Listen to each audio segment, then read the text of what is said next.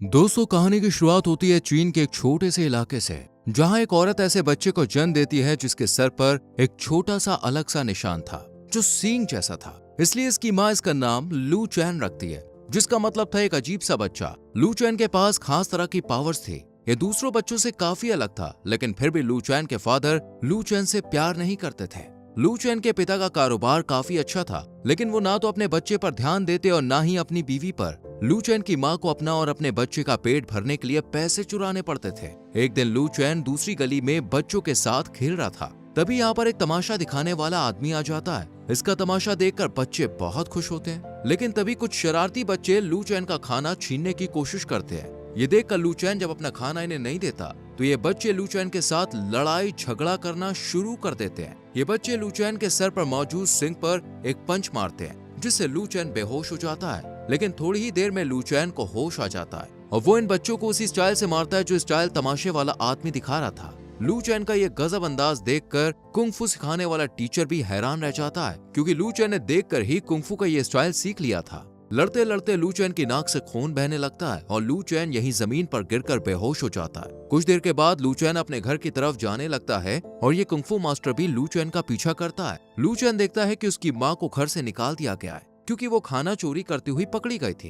ये kung fu master लू चैन की माँ से मिलकर कहता है कि मैं लू चैन को कुंग-फू की ट्रेनिंग देना चाहता हूँ। लू चैन की माँ भी लू चैन के अच्छे फ्यूचर के लिए लू चैन को ले जाने के लिए कहती है और कुछ देर बाद लू चैन की माँ की डेथ हो जाती है। अब से लू चैन इसी मास्टर के साथ रहता है और फिर हम कुछ सालों बाद लू चैन को एक योद्धा के रूप में देखते हैं। लू चैन मास्टर का सबसे खास योद्धा था, इसलिए वो मास्टर के साथ युद्ध में लड़ने के लिए भी आया हुआ था।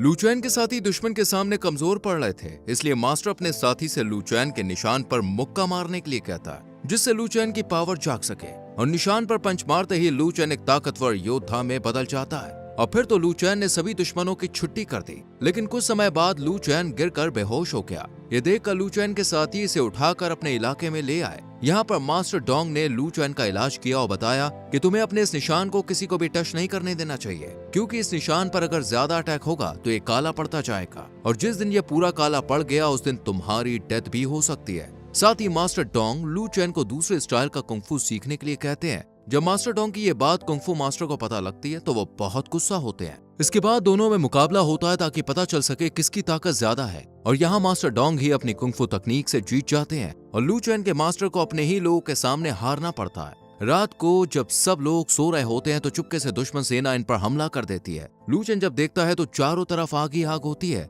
और लोग जान बचाने के लिए इधर उधर भाग रहे होते हैं। इस रात कई लोग मारे जाते हैं, जिनमें मास्टर डोंग भी शामिल होते हैं। डोंग मरने से पहले लू चैन को वही कुंग-फू सीखने के लिए कहते हैं और चैन गांव के बारे में बताते हैं, जहाँ चैन नाम के एक फू मास्टर रहते हैं, और इतना बताते ही मास्टर डोंग की डेथ हो जाती है। लू चैन चैन नाम के गांव की तलाश में भटकता है। कई परेशानियों को फेस करने के बाद आखिरकार लू चैन को वो गांव मिल ही जाता है, लेकिन यहाँ के लोग लू चैन के साथ कुछ अच्छा बिहेव नहीं करते और कहते हैं कि कोई भी बाहर का आदमी ये कुंग-फू स्टाइल नहीं सीख सकता है। इतने में ही एक बड़ी सी गाड़ी लू चैन को टक्कर मार देती है और इसमें से एक सुंदर सी लड़की निकलकर लू चैन का हाल पूछती है, और इस लड़की का नाम था यू नियांग। यू नियांग का एक बॉयफ्रेंड भी था जिसका नाम था फेंग। फेंग यूरोप से पढ़ाई करके यहाँ पे आया था। ये दोनों जब यहाँ से जा रहे होते हैं तब लू चैन को पता चलता है कि यू नियांग ही मास्टर चैन की बेटी है। ये सुनकर लू चैन तुरंत यू नियांग के पीछे भागता है, लेकिन तब तक यू नियांग अपने महल में चली जाती है। शाम को यू नियांग एक मीटिंग रखती है जिसमें सभी गांव वालों को बुलाया जाता है। दरअसल फेंग यूरोप से जो कुछ भी सीख कर आया था उसे गांव वालों को दिखाना चाहता था। फेंग गांव में रेल की पटरियां बिछाने का प्लान बनाता है और कहता है कि इससे आप लोगों को आने जाने में काफी मदद मिलेगी।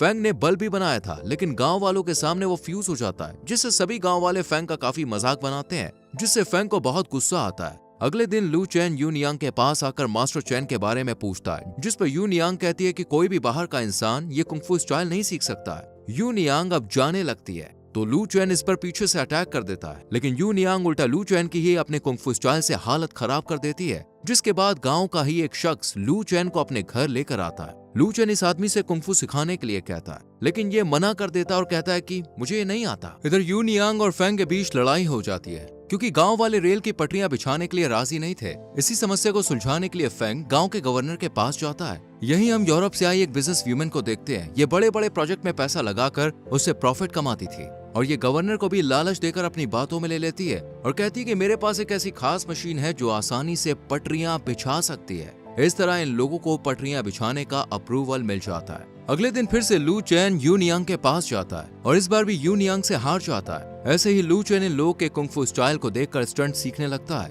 और अकेले में जाकर इनकी प्रैक्टिस करता है। जब लू चैन जंगल में प्रैक्टिस कर रहा था तभी वो शख्स इसके पास आता है जिसने लू चैन की जान बचाई थी। लू चैन बताता है कि ऐसे ही देख देख कर मैंने नॉर्मल कुंग-फू भी सीखा था। इस पर ये शख्स कहता है अगली बार जब लड़ो तो उनकी चालों को उन्हीं पर आजमाना। ये बात लू चैन ध्यान रखता है। अगले दिन जब लू चैन गांव में जाता है तो एक टोफू बेचने वाला लड़का उसके साथ चैलेंज रखता है कि अगर तुमने मेरे हाथ से टोफू गिरा दिया तो तुम जीत जाओगे। लू चैन भी इस चैलेंज को एक्सेप्ट कर लेता है। शुरुआत में तो लू चैन को काफी मार खानी पड़ती है, लेकिन फिर लू चैन उसी आदमी की बात याद करता है और इस टोफू बेचने वाले लड़के पर उसी की चालें आजमाता है, जिससे उसके हाथ से टोफू जमीन पर गिर जाता है और लू चैन यह मुकाबला जीत जाता है। ये सब ऊपर खड़ी यूनियांग भी देख रही थी, जो कि लू चैन की समझदारी और मेहनत से बहुत खुश होती है। यूनियांग लू चैन के कुंग-फू स्टाइल को देखकर समझ जाती है कि इसे कोई तो कुंग-फू सिखा रहा है, इसलिए यूनियांग लू चैन की मदद करने वाले आदमी के पास जाती है और कहती है कि आपको यहाँ के रूल्स नहीं तोड़ने चाहिए। लेकिन ये कहता है कि मैंने उसे नहीं सिखाया,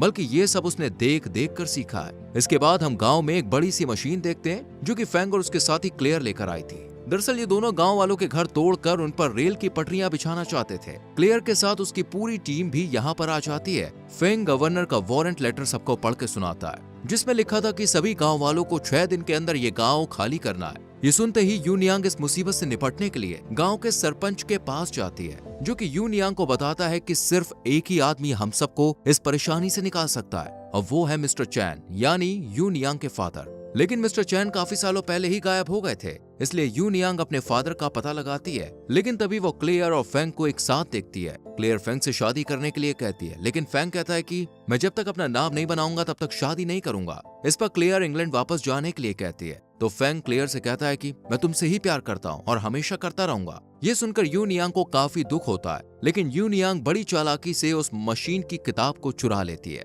इधर लू चैन उसी शख्स की मदद से पटरी बनाने वाली मशीन को तोड़ने जाता है और इसी रात यूनियांग भी पूरी डिटेल लेकर यहाँ आ जाती है। ये दोनों मिलकर इस मशीन को खराब करना चाहते थे, इसलिए दोनों एक साथ काम करते हैं और फिर मेन कंट्रोल रूम ढूंढते हैं और इन्हें वो मिल भी जाता है। लेकिन तभी क्लेयर और फेंग दोनों यहाँ पे आ जाते हैं, जिन्हें देखकर यूनियांग मशीन को खराब कर देती है, जिससे एक बड़ा ब्लास्ट होता है। इसमें क्लेयर मारी जाती है, वहीं लू चैन यूनियांग को बचाकर बाहर वापस ले आता है। यहाँ पे हम ग्रैंड मास्टर चैन को देखते हैं, जो कोई और नहीं बल्कि लू चैन का साथ देने वाला ही शख्स था, जिसकी तलाश लू चैन इतने समय से कर रहा था। मास्टर चैन बताते हैं कि क्लेयर की डेथ हो गई है और इसका बदला लेने के लिए फेंग अपनी सेना के साथ यहाँ पर हमला करने जरूर आएगा। इसके लिए हम सबको एक साथ उनका मुकाबला करना होगा। सभी गांव वाले युद्ध की तैयारियां करने लगते हैं और आखिरकार फेंग अपनी सेना लेकर यहाँ पे आ जाता है। यूनियांग फेंग को अपनी बातों में फंसाने की कोशिश करती है, लेकिन फेंग इसकी बातों में नहीं आता, क्योंकि वो तो क्लेयर की मौत का बदला लेना चाहता था। इसलिए गांव वालों और फेंग की सेना के बीच जबरदस्त मुकाबला होता है और इसी दौरान फेंग का एक सिपाही यूनियांग पर गोली चला देता है। ये देखकर यूनियांग को बचाने के लिए लू चैन सामने आ जाता है और ये गोली लू चैन को लग जाती है। लू चैन की ये हालत देखकर मास्टर चैन को बहुत गुस्सा आता है और वो अकेले ही फेंग की फौज से निपटने लगता है और सभी गाँव वालों के साथ मिलकर आखिरकार मास्टर चैन फेंग के सभी साथियों को गाँव से भगा देते हैं। लू चैन की बहादुरी देखकर मास्टर चैन यूनियांग की शादी लू चैन से करने का फैसला करते हैं और आखिर में लू चैन की शादी हो जाती है और लू चैन इस गांव का हिस्सा बन जाता है और यहीं पर कहानी खत्म हो जाती है। वैसे आपको ये शानदार मूवी कैसी लगी कमेंट सेक्शन में जरूर बताएं। वीडियो को लाइक और शेयर करें और चैनल को सब्सक्राइब करके बेल आइकॉन प्रेस करें, जिससे आने वाली वीडियोस आपसे मिस ना हो। मिलते हैं आपसे अगली वीडियो में। Till then bye bye.